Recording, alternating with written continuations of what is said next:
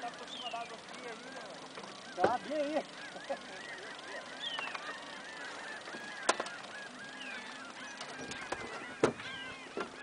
O lugar mais lindo do Brasil. É por causa da correnteza, né? Não precisa fazer muita coisa não pra... Eu vi que não precisou, você deu um jogo de giro no pé. Mas eu puxei.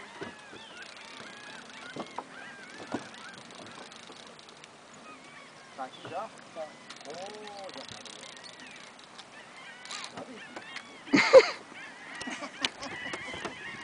Tira A mão. Ó. É vendo? A rocha, cachaça, a pirarara. Olha a envergadura. Olha o ferrão na orelha aí, menino. Fica aí, moço. Ah, moço, isso não morre. Fica aí. Você vai tacar em mim. Tá daqui, meu irmão do céu. Pula na água, moço. Você tá doido, filho? Nossa! Eu nunca... Nossa, velho. Cacete. Eu nunca vi uma raia desse tamanho. Só no mar, moço. No mar e no Araguaia tem uma raia desse tamanho. Ai, cachaça. Vai. Você já pegou a raia desse tamanho?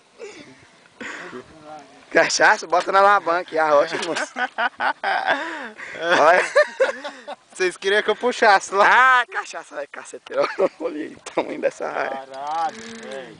Gente do céu, velho. Maçã. Tem ferrão não. Pega lá. Vai, sabe. Sabe?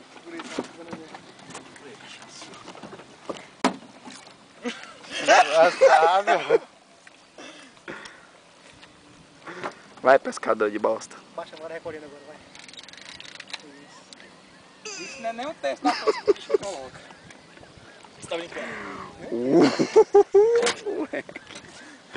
Nossa, o tamanho, velho. Cacete. Você sei, Bruno, faz pena. Ela não tem esse ferrão.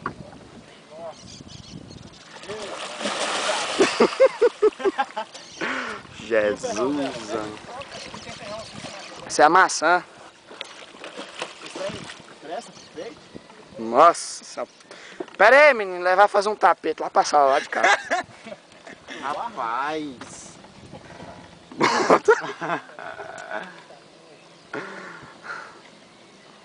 Aqui não dá pra puxar pro barco, não, né? Vai, puxa junto, puxa junto. Não, cuidado. Peraí, deixa eu ir lá. Nossa. Puta que é macio. Licença aí.